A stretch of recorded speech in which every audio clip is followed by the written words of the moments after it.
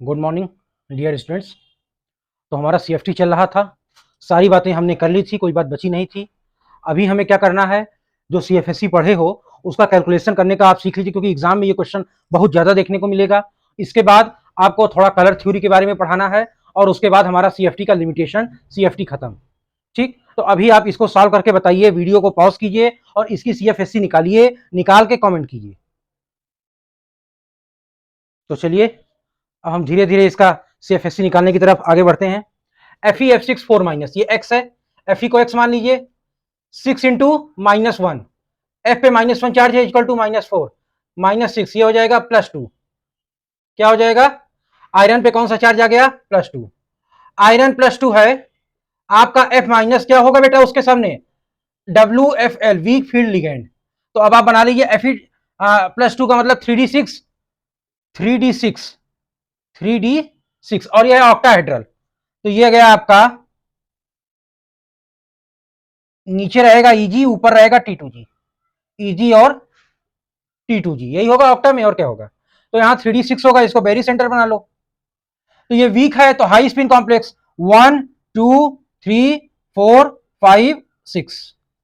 तो यहां पे क्या था, 2 है, तो यहां लिखो -2/5 डेल्टा हो, यहां 3 है, 3/5 डेल्टा हो। सीएफएससी की बात करो, 4 का गुणा कर दो -2/5 डेल्टा हो में, प्लस 2 का गुणा कर दो 3/5 डेल्टा ओ में, क्या आएगा, -8/5 प्लस 6/5, 5 एलसीएम ले लो, -2/5 डेल्टा ओ, -0.4 डेल्टा ओ। आया कि नहीं सीएफएससी, आपके सामने है। अरे भाई, D6 हाई स्पिन का सीएफएससी निकाले थे, सीएफएससी कैलकुलेट करना मैंने सिखाया था ना वीडियो में, D6 हाई स्पिन का निकाले थे ना, तो वही तो है बेटा, ये D6 हाई स्पिन का ही तो है सीएफएससी, यही वैल्यू आएगी, यही तो कैलकुलेट करना सिखाया था। एग्जाम में यही तो पूछेगा, एग्जाम में यही पूछेगा आपसे। आइए देखिए, पानी तो न्यूट्रल है, 6 × 0 मतलब आयरन का ऑक्सीडेशन स्टेट आएगा +2। अब तो ये सब आ ही गया होगा, तो आयरन +2 में है, और जब आयरन +2 में है तो वाटर उसके सामने क्या है, वीक है। आयरन +2 के सामने वाटर क्या है, वीक फील्ड है, वीक है ना, बिल्कुल यही आएगा आंसर, बिल्कुल ऐसे ही भरना है। फिर से आयरन +2 है, D6 हाई स्पिन, यही आपकी फीलिंग होगी, और यही आपका कैलकुलेशन होगा, और यही आपका आंसर होगा, सब कुछ सेम है। आयरन +2 के सामने F माइनस क्या था, वीक फील्ड, आयरन +2 के सामने वाटर क्या है, वीक फील्ड, हो गया। तो पहले और दूसरे का यही कैलकुलेशन होगा, और क्या होगा। तीसरे में आइए, आयरन 3+ के सामने वाटर क्या है बच्चों, आयरन 3+ के सामने वाटर फिर से वीक फील्ड है।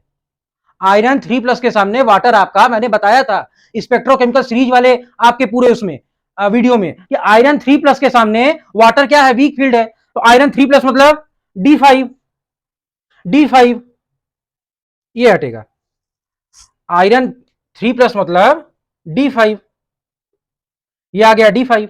अब क्या आएगा, 3 का गुणा किसमें करोगे, इसमें, 2 का गुणा किसमें करोगे, हाँ ठीक, माइनस, ये भी माइनस,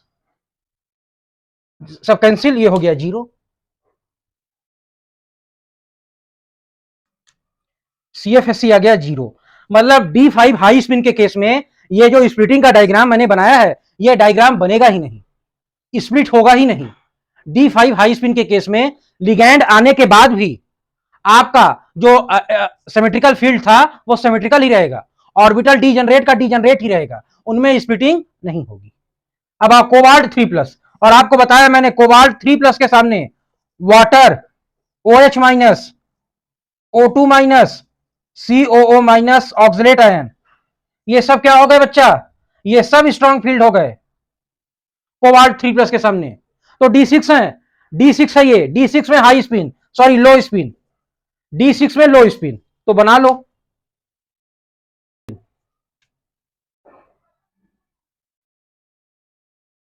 1 2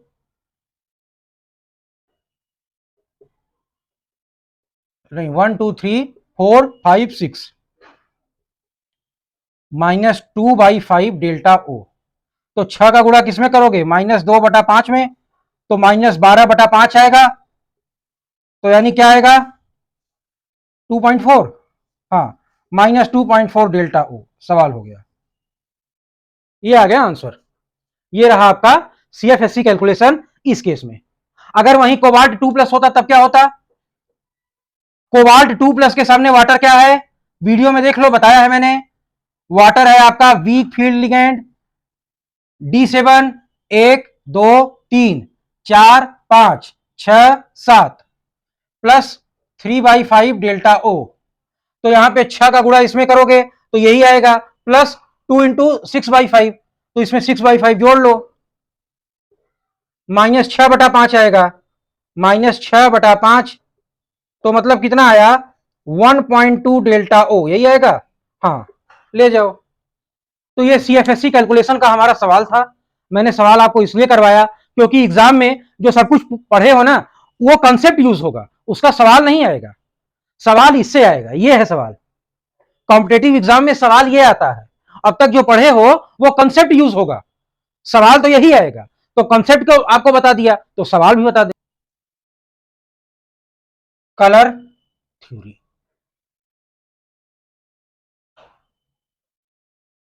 क्यों कोई कॉम्प्लेक्स कलर्ड है, किसी कॉम्प्लेक्स के पास कलर क्यों है, इसके लिए आपको थ्योरी पढ़नी है। रीजन फॉर कलर, पहले जो मैं लिख रहा हूं उसको ध्यान दीजिएगा।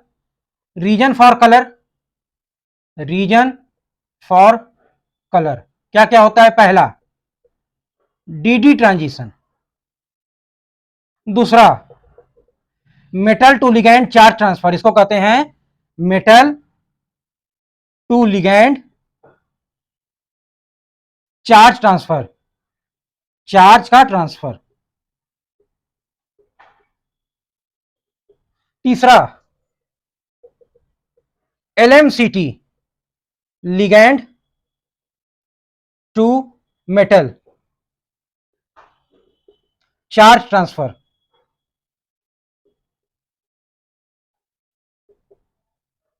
ठीक, reason for colour, d d transition, यही आपको पढ़ना है। ये दोनों चीजें आपको पढ़नी नहीं है, आपको सिर्फ डीडी ट्रांजिशन पढ़ना है कि एक लोअर फील्ड डी ऑर्बिटल से जब electron higher field d orbital में जाएगा तब वो जो कलर शो करेगा उसके बारे में आपको पढ़ना है। जरा रुकिए, दोनों भी कलर के रीजन होते हैं, लेकिन आपको इन दोनों के बारे में जानकारी नहीं लेनी है, मैंने बस आपको लिख के बता दिया, यही होता है। इन दोनों के बारे में आपको नहीं पढ़ना है। ठीक, तो पढ़ना है डीडी ट्रांजिशन। उसके पहले मैं थोड़ी थोड़ी चीजें आपको बता दूं। सबसे पहली थ्योरी आई सीसीटी, थ्योरी का नाम था कॉम्प्लीमेंट्री कलर थ्योरी। थ्योरी का नाम क्या था बच्चा? कॉम्प्लीमेंट्री कलर थ्योरी, सीसीटी, यही थ्योरी का नाम था। ठीक, अब जरा थ्योरी के बारे में पढ़ो। यहां पे आप बना लो ऐसे 1 2 3 4, या इसको ऐसा कर लो, एक सर्किल पहले बना लो। हाँ, V O R G B Y, Y इसके ठीक सामने अपोजिट येलो है, इसका अपोजिट ये है, इसका अपोजिट ये है। Opposite colour are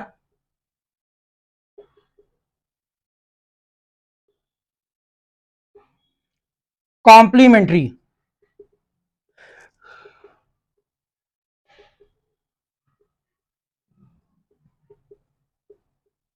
opposite colour क्या होते हैं? एक दूसरे के कॉम्प्लीमेंट्री होते हैं। कैसे होते हैं बच्चों? एक दूसरे के होते हैं ये कॉम्प्लीमेंट्री। कैसे बेटा?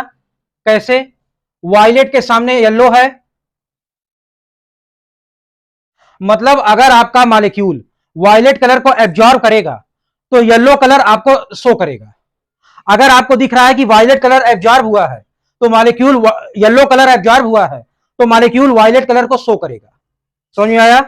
अगर ये कलर एब्जॉर्ब कराओगे तो ये कलर शो होगा, ये कलर एब्जॉर्ब कराओगे तो ये वाला शो होगा। ऑरेंज के सामने ब्लू है, ऑरेंज एब्जॉर्ब होगा तो मॉलिक्यूल ब्लू कलर शो करेगा, ब्लू एब्जॉर्ब होगा तो मॉलिक्यूल ऑरेंज कलर शो करेगा। रेड के सामने ग्रीन है। यही है आपका complementary colour theory. Opposite colour एक दूसरे के कॉम्प्लीमेंट्री होते हैं, यानी ये वाला एब्जॉर्ब होगा तो ये वाला सीन होगा, ये वाला एब्जॉर्ब होगा तो वो वाला सीन होगा। This is called complementary colour theory. ये आपको शुरू में ये थ्योरी आई थी। देखिए कौन सा कलर है आपसे कोई पूछेगा नहीं, फिर से सुनिए, कौन सा कलर है ये जनरली कोई आपसे पूछेगा नहीं। कलर का कारण क्या है ये आपसे पूछा जाएगा। टाइप ऑफ कलर ये आपसे कोई नहीं पूछेगा। रीजन ऑफ कलर यही एग्जाम में आएगा, क्यों क्या रीजन था। और सुन लीजिए, देखिए नोट डाल लीजिए और ध्यान दीजिए।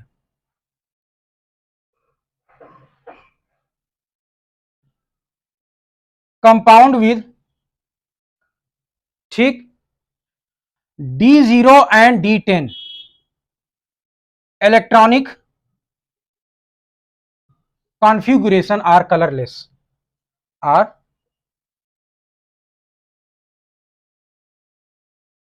अब आओ बात करो D0 की। CFT पढ़े हो ना, EG और नीचे T2G, यही पढ़े हो? हाँ पढ़े हो ना।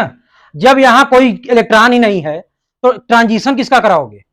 डीडी इलेक्ट्रॉनिक ट्रांजिशन जो पढ़ते हो, जब यहां इलेक्ट्रॉन ही नहीं है तो ट्रांजिशन किसका कराओगे?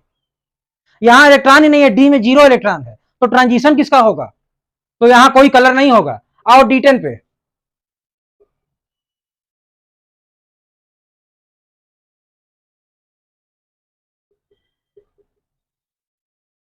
इसका इलेक्ट्रॉन कहां जाएगा? ऊपर जाएगा, ऊपर पहले से 2 इलेक्ट्रॉन बैठा हुआ है। यहां जाएगा, यहां भी 2 इलेक्ट्रॉन बैठा हुआ है। एक ऑर्बिटल में मैक्सिमम 2 इलेक्ट्रॉन होते हैं। क्लास 11th में पढ़े थे atomic structure, Pauli exclusion principle. Wolfgang Pauli एक साइंटिस्ट था जिसने बताया कि एक ऑर्बिटल में मैक्सिमम 2 इलेक्ट्रॉन हो सकते हैं और उनकी जो स्पिन क्वांटम नंबर की वैल्यू है वो हमेशा अपोजिट होगी, यानी सारे क्वांटम नंबर सेम नहीं होते। ऑलरेडी 2-2 इलेक्ट्रॉन भरा हुआ है, तो अब यह इलेक्ट्रॉन कहां जाएगा? यहां कोई डीडी ट्रांजिशन नहीं होगा। No d d transition, electronic transition in this case, इस केस में कोई डीडी इलेक्ट्रॉनिक ट्रांजिशन नहीं होगा। तो ये वाला केस आपको जहां मिल जाए और ये वाला केस आपको जहां मिल जाए, समझ लेना कलरलेस होगा। There will be no d d transition in such cases. Screenshot ले लीजिए, फिर मैं क्वेश्चन कराऊं। क्वेश्चन ये है बेटा, टिटेनियम पानी का क्षय, ये हो गया। स्कैंडियम पानी का क्षय,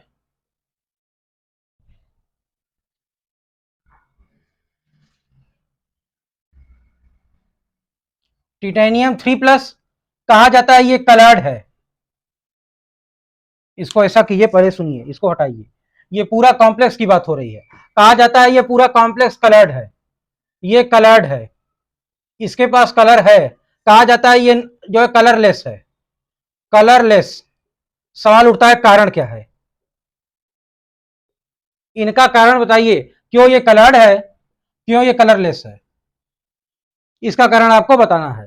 तो देखिए पहले आप खुद से सोचिए, करिए, इलेक्ट्रॉनिक कॉन्फ़िगरेशन लिखिए, समझ में आएगा। टिटेनियम 3+, टिटेनियम का इलेक्ट्रॉनिक कॉन्फ़िगरेशन 3d2 4s2। जब 3 इलेक्ट्रॉन आप निकाल लिए तब क्या आया? 3d1 आ गया, आ गया। अच्छा, स्कैंडियम 3+, स्कैंडियम का क्या होगा? 3d1 4s2। जब 3 इलेक्ट्रॉन आप निकाल लेंगे तब क्या होगा? डी पे 0 आ जाएगा। यहां पे डी में 1 इलेक्ट्रॉन है, यहां डी पूरी तरह खाली है, तो यहां कोई ट्रांजिशन होगा? D0 में कोई ट्रांजिशन है? नहीं हो सकता। अभी आपको बताया, तो ये कलरलेस होता है, कलरलेस होता है। अच्छा, इसका क्या है, बना लो। 1 इलेक्ट्रॉन यहां होगा, जब आप एनर्जी दोगे यही इलेक्ट्रॉन यहां जाएगा, अपर ऑर्बिटल में यही वाला इलेक्ट्रॉन ट्रांजिशन करेगा, वहां गया, वहां बहुत स्टेबल नहीं है, वापिस आएगा। अगर आपने इसको रेड कलर दिया था तो ये ग्रीन कलर एमिट करेगा, अगर आपने इसको ऑरेंज कलर दिया था तो ब्लू कलर एमिट करेगा, तो आपको ब्लू कलर दिखाई देगा। ग्रीन कलर एमिट करेगा तो आपको ग्रीन कलर दिखाई देगा। येलो कलर, अगर आपने इसको वायलेट कलर दिया था तो येलो कलर एमिट करेगा, तो आपको येलो कलर दिखाई देगा। ये होता है बेटा इनके पीछे का पूरा रीजन। ठीक, टिटेनियम का ये क्यों कलर्ड है और ये क्यों कलरलेस है, ये रहा इसका रीजन। चलिए, लास्ट टॉपिक है हमारा लिमिटेशंस ऑफ सीएफटी। फिर हम सीएफटी को करेंगे खत्म। अगले वीडियो में हम लाएंगे आइसोमेरिज्म। स्ट्रक्चरल आइसोमेरिज्म की हम शुरुआत करेंगे अगले वीडियो से। इस वीडियो का लास्ट टॉपिक सीएफटी को अब हम पूरी तरह से इसका समापन करने जा रहे हैं। लिमिटेशंस ऑफ सीएफटी, सीएफटी को अब हम पूरी तरह से समाप्त करने जा रहे हैं। लिमिटेशंस ऑफ सीएफटी, देखिए पहले तो क्या हुआ, CFT successfully explains colour magnetic spectra. देखिए कलर आपको बहुत ज्यादा नहीं पढ़ाया गया है, जो सिलेबस में वही पढ़ाया गया है। बहुत कुछ पढ़ना है कलर में, कलर में अलग से 3-4 वीडियो लगेगा, लेकिन वो आपके सिलेबस में नहीं है। मैग्नेटिक स्पेक्ट्रा आपके सिलेबस में कहीं नहीं है, उसकी चर्चा भी नहीं है। बस केवल मैग्नेटिक मूवमेंट बता दिया, पैरामैग्नेटिक डायामैग्नेटिक उतना ही है। इलेक्ट्रिक स्पेक्ट्रा आपके सिलेबस में नहीं है, उसकी चर्चा भी नहीं है। उन बातों को सीएफटी ने सही से एक्सप्लेन किया। Colour, magnetic spectra,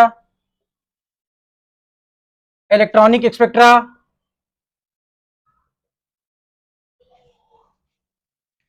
easily. Second, CFT और क्या नहीं करता, सीएफटी फेल्स टू एक्सप्लेन। देखिए सीएफटी एज्यूम्स दैट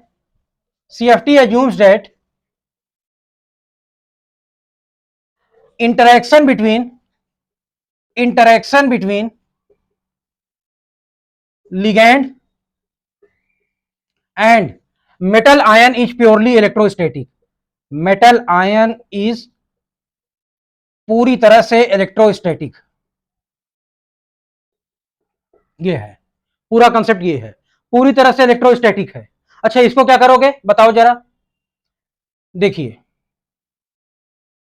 अगर हम देखिए आपका लिगैंड CN- है और CO है, तो अकॉर्डिंग टू सीएफटी, अगर हम अकॉर्डिंग टू सीएफटी बोलेंगे तो ये स्ट्रांग होना चाहिए, क्योंकि इलेक्ट्रोस्टैटिक इंटरेक्शन है और ये एनाइनिक है, तो ये स्ट्रांग होना चाहिए according to CFT. But actually क्या होता है, बट एक्चुअली ऐसा हुआ कि CN- से ज्यादा स्ट्रांग है CO according to spectrochemical series.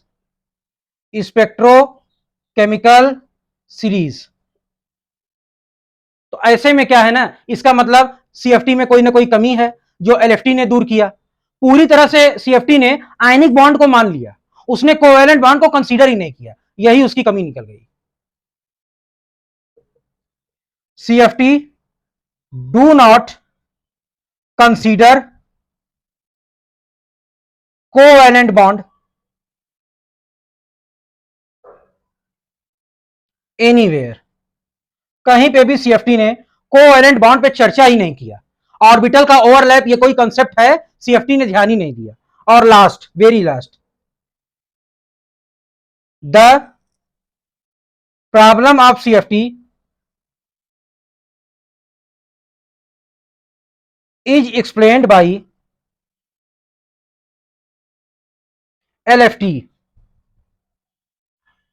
that is beyond our syllabus, beyond our syllabus। Problem of CFT is explained by LFT that is beyond our syllabus, हमारे सिलेबस से कोसों दूर है।